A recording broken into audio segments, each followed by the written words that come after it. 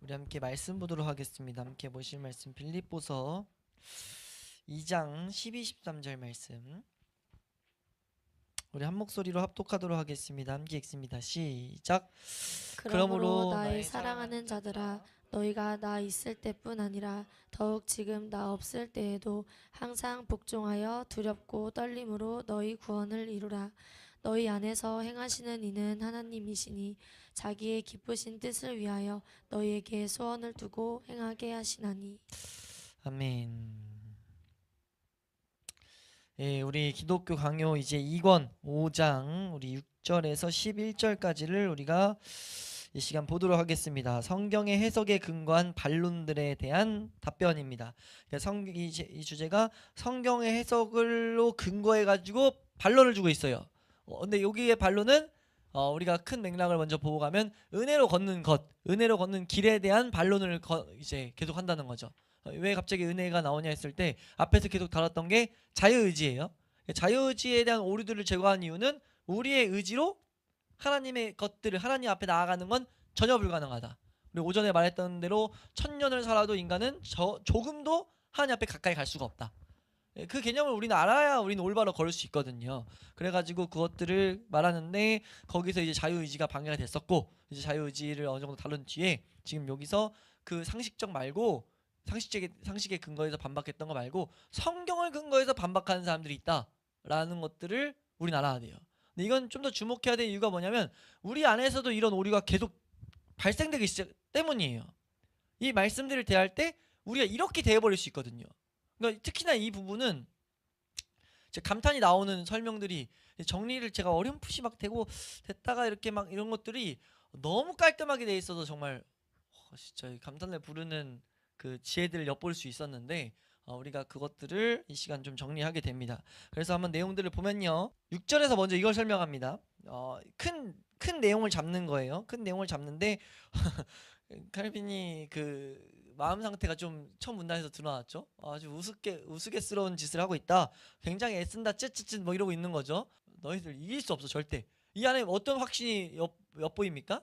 하나님 말씀에 대한 확고한 그 은혜를 경험했던, 마치 시편 저자가 119편에서 말한 것처럼 주의 증거들이 자신을 알고 막 용기를 가져오게 하는 것처럼 하나님의 이 말씀이 열매로 삼아졌던 것들, 하나님 앞에 가까이 가게 했던 것들을 경험한 이 칼빈은 이제 어떤 논쟁을 펼쳐도 막 화려해도 1대1로 붙으면 다, 그러니까 사실 요 안에서 우리가 볼 수 있는 건 우리는 중요한 진리를 잘 세워놓는 게 왜 중요하냐, 그 진리가 모든 오류를 박살냅니다.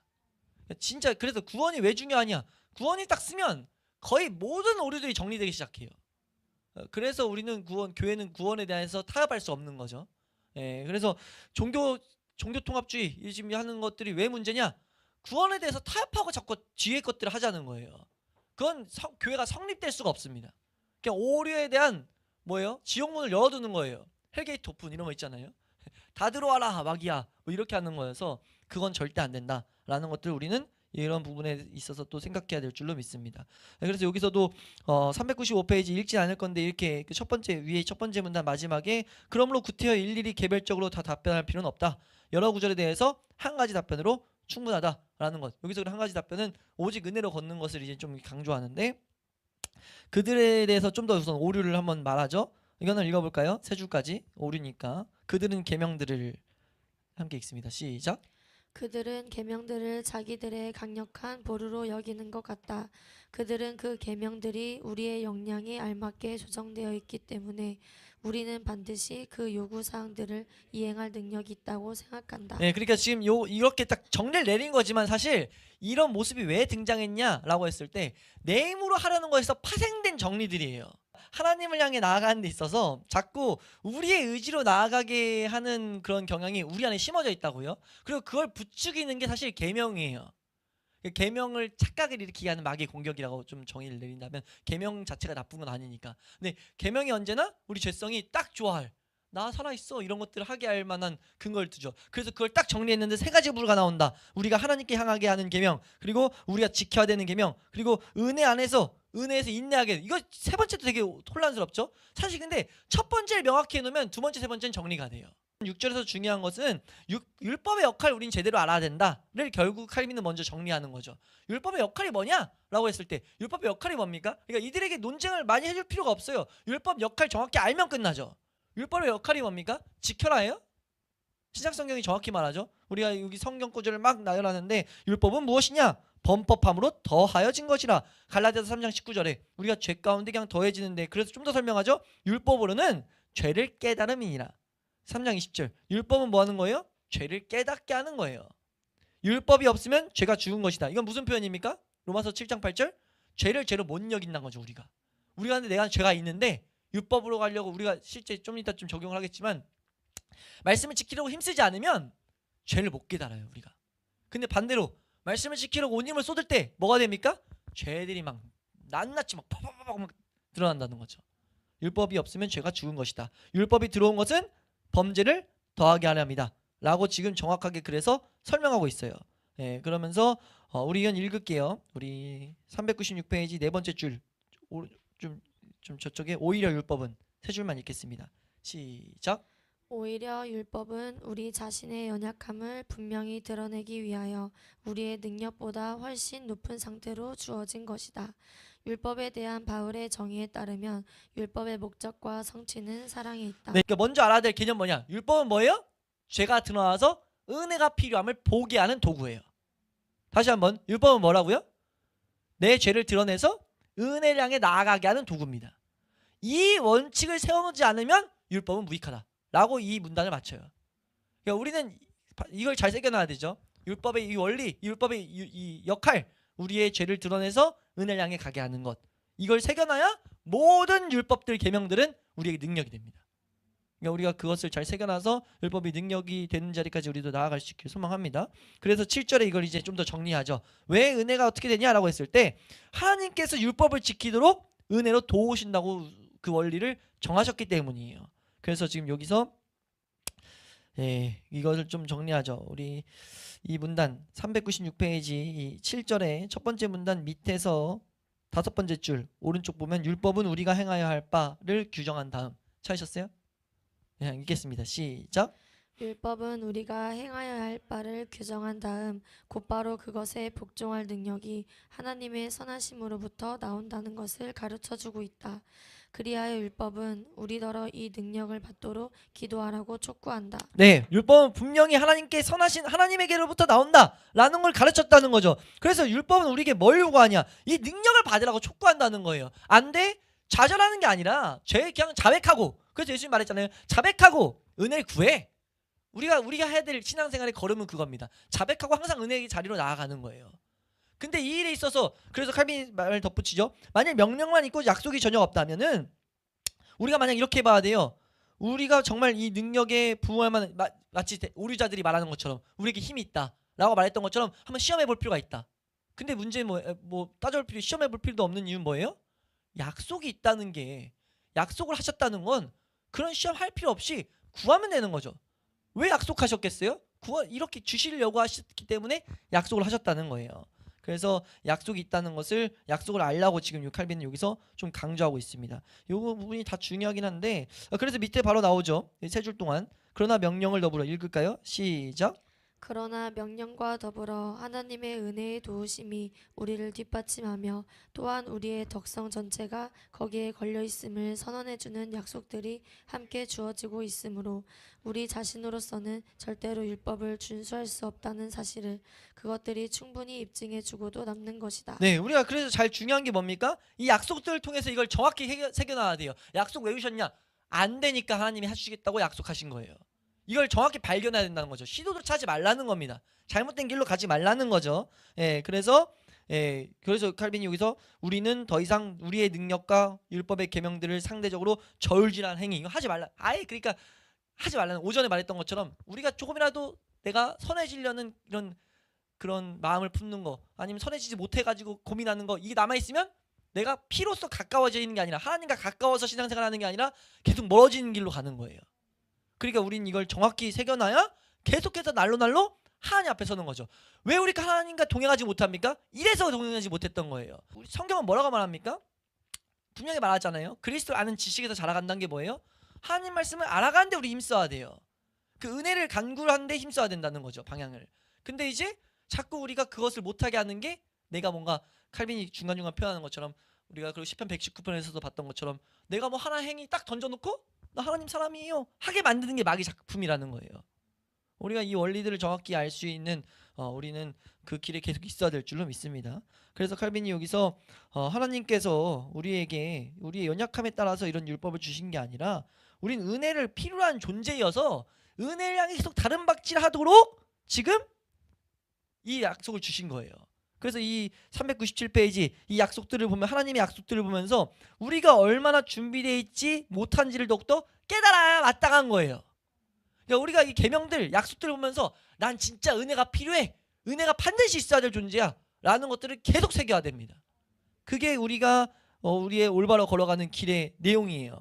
그래서 이번 주 수요일날 119편 제가 48절 말씀 계명을 시편 저자 다윗이 이런 고백을 하거든요. 계명을 너무 사모해요. 사모해서 두 손을 듭니다 라는 고백을 하는데 그때 표현한 게 그게 한두 가지 계명을 지키는 게 아니라 모든 계명이라는 표현하면서 넘어갔는데 설명이 좀 부족했던 부분이 뭐냐면 왜 모든 계명이냐 했을 때 계명을 사랑하기 때문입니다. 그 안에 무슨 개념이 포함되어 있냐면 무슨 개념이냐 이 개념이 포함되어 있어요. 계명은 우리로 하여금 은혜만을 추구하게 하는 것. 그러니까 오해하면 안 돼요. 모든 계명을 사랑한다는 게 계명을 내가 지켜나가는 행위를 사랑하는 게 아니에요.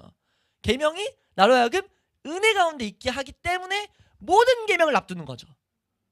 내가 한두 가지만 선택하면 뭐하기 때문에 내 의를 채우게 되는 거예요. 내가 할 만한 것들 선택해서 딱 던져놓고 은혜를 안 구해버린다니까요. 근데 모든 계명을 지켜야 된다고 얹혀놓으면 뭐 하게 됩니까?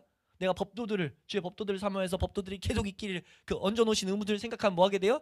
난 진짜 은혜가 필요해. 은혜가 필요해. 은혜만 필요해. 은혜를 향해서 다른 박질하게는 수단이 된다는 거죠. 우리가 그거를 정확하게 바라봄으로써 하나님의 계명을 올바로 사용해야 될 줄로 믿습니다. 그걸 칼빈이 이제 어거스틴의 말로 이 7절에서 정리를 합니다. 우리 두 번째 문단 2점에 대해서부터 해서 두 번째 줄 우리가 하나님께 이건 너무 중요하니까 감탄을 불렀던 정리죠. 한번 찾으셨어요? 우리가 하나님께 무엇을 구하였지? 시작. 우리가 하나님께 무엇을 구하여야 할지를 알게 하시기 위함이다. 하나님의 은혜가 더욱 존귀하게 되도록 그렇게 자유의지를 존중하다면 계명은 그야말로 크게 유익한 것이다. 네, 계명이 왜 유익합니까? 은혜가 더욱더 존귀하게 되도록 은혜만이 필요하다라는 상태를 만들도록. 네, 이어서 읽겠습니다. 시작. 율법이 명령하는 바를 믿음이 성취한다. 믿음은 뭐합니까? 믿음은 언제 사용돼요? 예수 그리스도가 주신 선물로 주신 믿음, 예수 그리스도 십자가 안에서 이 믿음이 사용되잖아요. 그러니까 사용된 이 믿음은요 은혜가 기반되어 있는 상태예요. 그러니까 율법이 요구하는 바, 명령하는 바를 그 은혜가 성취하는 거죠. 이 믿음은 그럼 뭐 하는 겁니까? 구해야 돼요. 믿음이란 것은 언급될 때 뭔가 구함이 결부됩니다. 하나님 앞에 은혜를 간구하는 것, 약속의 근거에서 우리가 말씀을 믿음으로 간구하게 돼요. 그냥 막 사는 게 아니라. 근데 그래서 여기서 말하는 게 율법이 명하는 것은 믿음이 성취한다. 이어서 한 번 더 읽어보시면 시작. 하나님께서 율법이 명령하는 것은 시작. 율법이 명령하는 것은 과연 율법을 통해서 명령된 바를 믿음이 성취하도록 하기 위함이다. 하나님께서는 우리에게서 믿음 자체를 요구하시지만 자신이 찾으실 것을 미리 주시지 않고서는 결코 그것을 찾지 않으시는 것이다. 보세요. 믿음 자체를 요구하세요. 근데 믿음을 누가 줬어요? 하나님이 선물로 주셨어요. 그러니까 지금 그 표현들을 성경은 말하고 있는 것을 우린 놓치지 않아야 된다는 거죠. 예, 이게 지금 칼빈이 먼저 정리하는 중요한 핵심 내용들입니다. 그래서 이걸 정리하면서 8절에 그 오류자들이 말하는 세 가지 부류를 말하는데 첫 번째 부류만 좀 자세히 보시면 돼요. 그래서 397페이지 밑에서 두 번째 줄 하나님께서 약속하시는 것 이거 두 줄을 먼저 읽고 넘어가면 시작. 하나님께서 약속하시는 것들을 우리가 선택이나 본성에 의해서 스스로 행하는 것이 아니고 하나님께서 친히 은혜를 통해서 행하시는 것이다. 네, 두 줄 밑에 들어가서 곧 율법과 약속들을 시작. 곧 율법과 약속들을 혹은 계명들과 은혜를 서로 조심스럽게 구분해야 한다는 것이다. 자, 그러니 계명들을 근거로 사람이 그것에 복종할 능력이 있다는 식으로 주장하여 계명들 자체를 성취시키는 하나님의 은혜를 말살하려 하는 자들은 썩 물러가라. 이렇게 하고 있는데 물러가야 되는 거죠. 9절로 넘어가면요.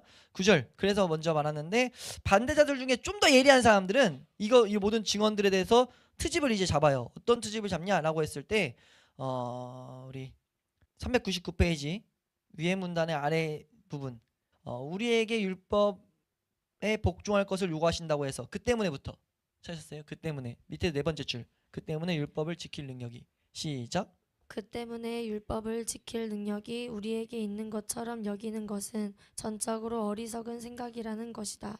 하나님의 모든 계명들을 지키기 위해서는 그 율법을 주신 하나님의 은혜가 반드시 있어야 하며 또한 그 은혜가 우리에게 약속되어 있다는 것이 분명하기 때문이다. 우리 10절로 넘어갈게요. 10절 11절 좀 설명을 해야 돼서 10절입니다. 10절에 보면은 결국은 첫 번째 문단에서 말하는 게 그거예요. 간단히 말하면 너 뭐뭐 하면 뭐뭐 주겠다라는 약속들이 있는데 이걸 토대로 이렇게 말할 수 있는 거죠.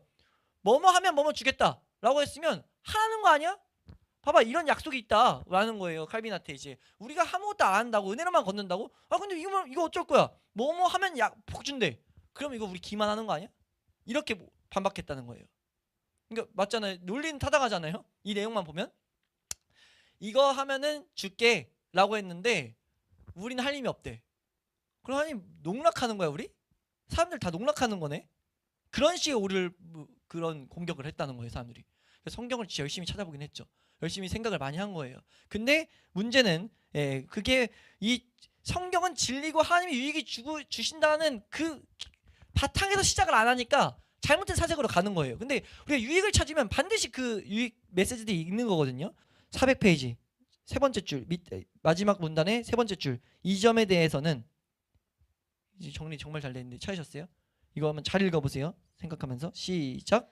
이 점에 대해서는 하나님께서 우리가 철저히 무능력하다는 것을 아시면서도 우리더러 그의 축복들을 받을 만한 공로를 세우라고 초청하신다 할지라도 그것이 결코 우리를 잔인하게 속이는 것이 아니라는 점을 분명히 밝혀둔다.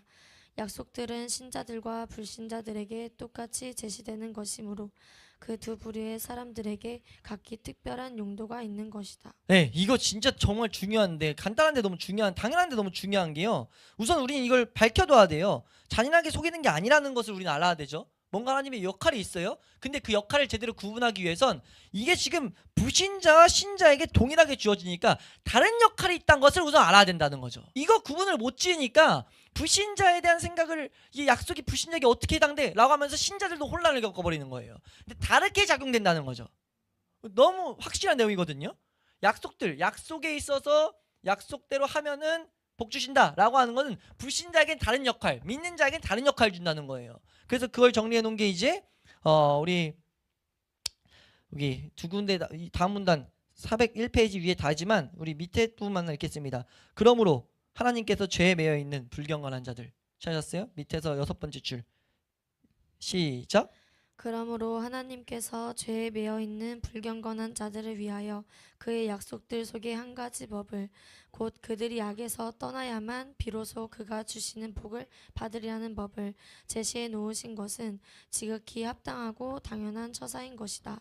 사실 그들이 하나님을 참되게 예배하는 자들이 받을 그 복들이 자기들에게 해당되지 않는 것이 정당하다는 사실을 이로써 이해하게만 되어도 이 법의 목적은 충분히 달성되고도 남는 것이다. 우선 뭐냐라고 했을 때 그러니까 불신자들에게는 결국은 자신의 죄를 자각시키는 도구가 되고 또 하나의 유익으로 믿는 자들에게만 복을 주시는 게 얼마나 타당한가에 대해서 설명하기 위해서 하나님은 그런 약속들을 보이셨다는 거죠.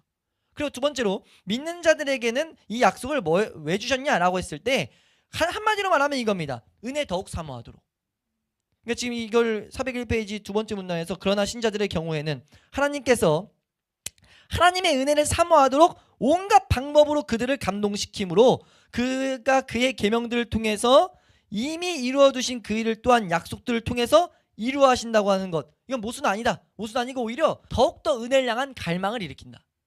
그러니까 우리는 알잖아요. 은혜로 이루어진다는 걸 알잖아요. 그러면 상급이 있어요. 근데 그러니까 약속을 성취하면 상급이 있는 걸 알아요. 근데 이미 약속을 이룰 때 우리는 이거 내 힘으로 하는데 이게 아니잖아요. 이 약속을 이룰 때 하나님이 상급 주시는 걸 아는데 은혜를 그러니까 더욱더 간구하는 거죠. 상급이 이루어지려면 말씀을 지켜야 되는데 지키길 갈망하는 거예요. 그럼 어떻게 지킵니까? 은혜가 필요해. 그러니까 결국은 은혜를 필요하기 위한 수많은 방법 중에 하나로 이 약속들을 주신 거예요. 401페이지 우리 네 번째 줄부터 하나님께서 그의 계명들을 통해 여기부터 한번 읽어보겠습니다. 시작. 잘 읽어보세요. 시작. 하나님께서 그의 계명들을 통해서 그의 뜻에 관하여 우리를 가르치실 때에 우리는 우리의 비참함을 알게 되고 우리가 얼마나 철저하게 하나님의 뜻과 이반된 상태에 있는지를 깨닫게 된다. 그러나 그때 하나님께서는 우리를 감동시키사 그의 성령께서 우리를 올바른 길로 인도해 주시기를 간구하도록 만드시는 것이다. 이게 먼저 우리가 방금 말했다시피 은혜의 길을 계속 우린 추구하게 되는 건 우리는 제대로 배워야 되는 그 길에 대한 설명이죠. 근데 알매도 불구하고 문제가 뭐예요? 우리가 게을러서 안 가고 싶어질 때가 있어요. 계명이 우리에게 계명을 지키는 것을 사모하는데 여러 가지 게을름이 올 수 있죠. 이 세상 유혹 때문에 내 안에 남아있는 이 죄의 찌꺼기 때문에 안 걷고 싶다고, 말씀 안 하고 싫어할 수 있다고요. 그래서 그들에게 더욱더 다른 박질하도록 뭐 한 거예요? 계명을 주신 거예요. 우리 이어서 읽겠습니다. 그러나 우리가 시작. 그러나 우리가 게을러서 계명들만으로는 충분히 각성하지 못하므로 약속들을 더하셔서 우리로 하여금 그 아름다운 것들을 사모하여 계명들을 사랑하도록 이끄시는 것이다.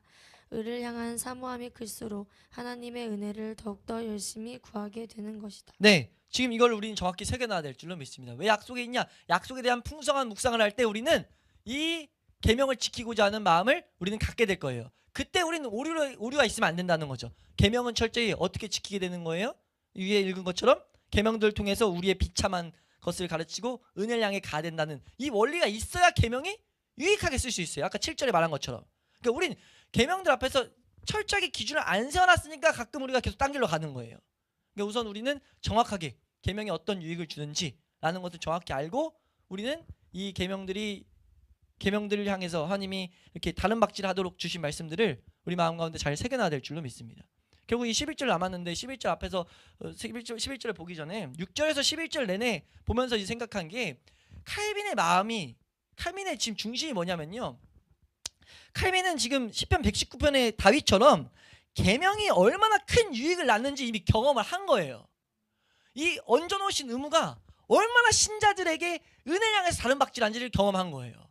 그리고 근데 문제는 그거에 있는 오류가 밖에서도 있고 내 안에도 있고를 발견한 거죠. 그래서 오류들을 지금 제거하고 있는 겁니다. 이 지금 가르침의 본질, 마음의 뜻은 뭐가 있냐면 계명은 진짜 신자들에게 능력이야. 이거 믿는 자들이 이걸 찬양해야 돼. 계명은 진짜 항상 보면서 다윗이 했던 것처럼 두 손 들고 팔 벌려 환영할 복된 수단이야. 이걸 카미는 지금 마음에 담고 얘기하는 거예요. 어떻게 이 복된 거를 가로막게 하는 이 거짓 가르침이 교회 안에 있냐? 이거 지키라고 하는 게 교회 안에 왜 있냐? 절대 지키라고 하는 거 나오면 안 돼.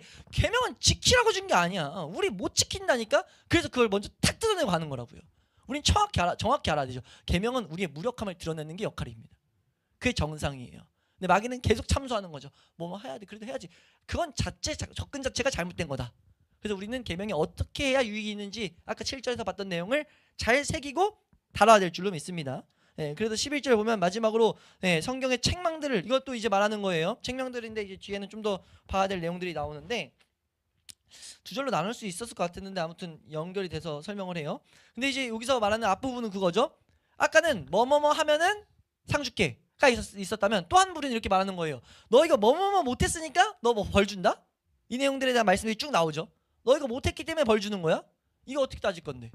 아니 우리 힘을 할 수 없다며. 우리 힘을 할 수 없는데 못했다고 왜 벌 줘? 이렇게 따진 거죠. 그러니까 어떻게 해서든지 지금 그 자유의지를 가진 사람들, 마치 갈라디아서에 할례를 받으라고 했던 할례파 그 사람들이 자신들의 이 생각을 관철시키고자 성경을 막 연구한 거예요. 연구하다 보니까 딱 걸린 거죠. 봐봐 이거 봐. 생각을 해봐. 야, 너 우리가 할 힘이 진짜 없다면 이거 못했더니 벌 준다는 거 이거 하나님 웃긴 거 아니야? 못하는데 왜 벌 줘? 벌 받을 이유가 없지. 이전에 좀 봤던 개념이랑 비슷한 거죠. 근데 이거 접근 자체가 완전 잘못된 거죠. 왜요? 그러면서 자신들이 말해요. 우리는 죄 지을 수밖에 없는 존재라며. 그래서 죄 지은 건데? 칼빈이 말하죠. 생각을 해봐. 죄 지을 수밖에 없는 존재라며. 죄 지을 수밖에 없는 존재여서 죄 받았는데 그게 뭐가 문제야? 죄 지을 수밖에 없어서 죄를 졌는데 그 죄에 따라서 벌 줬는데 그게 뭐가 문제야? 벌 받았던 게 그들이 주장한 거거든요. 벌 주면 벌 주신 하나님이 이상한 거야. 이상한 거 아니라는 거죠. 그럼 우리는 생각해야 될 게 왜 벌을 주시느냐를 생각해 봐야 되는 거죠. 계속 벌을 받아서 지옥에 갈 존재에게 왜 따로 벌 주시느냐? 뭐예요? 신자들에게 주신 유익은 뭡니까? 부르시는 거죠. 계속 부르시는 거. 이 세상 사람들에게 뭐예요? 징계가 있다는 걸 알려주시는 사인인 거죠. 수많은 고통들이 뭘 말합니까? 죽음이 있다는 걸 알리는 거잖아요. 마지막에 그 고통이 있다는 걸 알리는 거잖아요. 네? 그걸 우리는 정확하게 구분지어서 설명할 수 있어야 돼요. 그래야 딴 길로 안 가는 거죠. 이런 걸 토대로 자꾸 우리가 뭘 하려고 한다라고 했을 때 결국은 마귀가 원하는 건 은혜의 길에서 이탈하게 만드는 건데 우리가 그렇게 가지 않아야 될 줄로 믿습니다. 예, 그래서 지금 여기에 대해서 내용들도 위에서 말한 대로 우리 이거 보면 403페이지 세 번째 문단 딱 중간에 하나님의 은혜를 부인하는 거기 세 줄만 읽어볼까요? 시작. 하나님의 은혜를 부인하는 대적들은 습관적으로 하나님의 계명들과 또한 율법을 범한 자들에게 주어지는 하나님의 경고와 책망들에서 무수한 증거들을 찾아내어 열거하고 그리하여 자유의지의 망상을 불러일으키려 한다. 네, 여기서 지금 하나님의 은혜를 부인하는 대적들 이게 뭐냐면요. 앞에서 계속 말한 대로 우리에게 할 힘이 있다는 사람들, 우리 다 할 수 계명을 지켜야 된다라고 가르치는 자들, 갈라디아서 나오는 할례파들, 그들은 지금 이런 것을 가지고 습관적으로 망상을 일으키고 있다라는 것. 근데 그거는 잘못된 것이라는 거. 그래서 우리 시편 119편 말씀이 막 인용되죠. 밑에 우리 이것도 읽어볼까요? 선지자들은 이렇게 말씀하고 있다. 밑에서 5번째 줄. 403페이지 맨 밑에서 5번째 줄입니다. 시작. 선지자는 이렇게 말씀하고 있다. 내가 주의 율례들을 영원히 행하려고 내 마음을 기르었다. 즉 스스로 자원하여 기꺼이 하나님께 자기 자신을 헌신했다는 뜻이다. 그러나 그는 그렇게 마음을 기울인 장본인이 자기 자신이라는 식으로 자랑하지 않고 오히려 그것이 하나님께서 주시는 것임을 같은 시편에서 고백하고 있는 것이다. 네, 이거 우리 시편 보면서 봤던 내용들이거든요. 이거 말할 때 우리는 사실 이 앞에 있는 이런 구절들을 보면서 이거는 은혜가 전제된 거다 계속 설명을 드렸어요. 근데 그 시편 안에서 이미 설명을 하고 있다는 거죠. 내가 이런 할 힘을 내가 결심했습니다. 그 결심이 은혜로 나왔다는 것을 말하고 있다는 거죠. 성경은 어디에도 이 스스로 우리 이런 구절들이 우리가 했다라는 것을 남겨두지 않아요. 했었을 때 반드시 그것이 은혜가 전제되어 있다는 것을 설명하고 있다는 거죠. 그러면서 이제 우리가 오늘 본 본문이 나오는데요. 가장 많이 우리 그 감리교 그리고 뭐예요? 웨슬리안들 그 펠라기오스주의 저기 또 알미니안 쪽에서 주장할 때 말하는 것, 그 구원 취소 말하는 사람들이 말하는 것, 우리 행위 중요하다고 말하는 사람들이 가장 딴지 거는 거 이 빌립보서 2장 12절입니다. 2장 12절 말씀에 이렇게 말하죠. 너희가 항상 복종하여 쭉 말하면서 항상 복종하여 두렵고 떨림으로 너희 구원을 이루라 라고 말해요. 이거 가지고 뭐라고 말해요? 구원 취소할 수 있다. 성경 말하잖아. 두렵고 떨림으로 너희 구원 이루어야 되는데 라고 말했다고요. 근데 이건 완전 오해인 거죠. 근데 여기서 말하는 게 앞뒤 문맥 다 무시한 거예요. 왜냐하면 이 2장 전에 우리가 에베소서에서도 그런 접근을 했지만 성경의 수신자들이 중요하다고요. 그 빌립보서의 수신자들은 그리스도인입니다. 완전한 그리스도인. 그래서 1장 6절 말씀에 이미 뭐라고 선언하냐면요. 인사를 쭉 하면서 1장 6절 말씀 보시면 1장 6절 시작.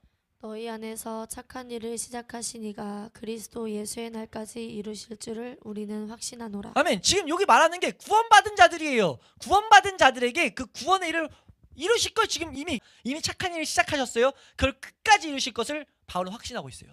그래서 그 가운데 우리의 여러 가지 그게 이제 빌립보의 교회에 크게 두 가지 문제가 있었는데 하나는 한 마음으로 연합되지 않으려는 계속 분열하려는 어떤 시도들이 있었고 또 하나는 대적자들이 있었어요. 그 가운데 이제 마음이 여러 공격이 있었는데 그 가운데 흔들리지 말고 우린 믿음의 길 가운데 잘 서 있어라. 그런 맥락을 설명하면서 중요한 교훈을 주는데 우리는 착한 일을 시작하신 분이 끝까지 이루시는 것을 믿으며 가는 자들이야 라고 했어요. 여기서 내용의 핵심은 뭐예요?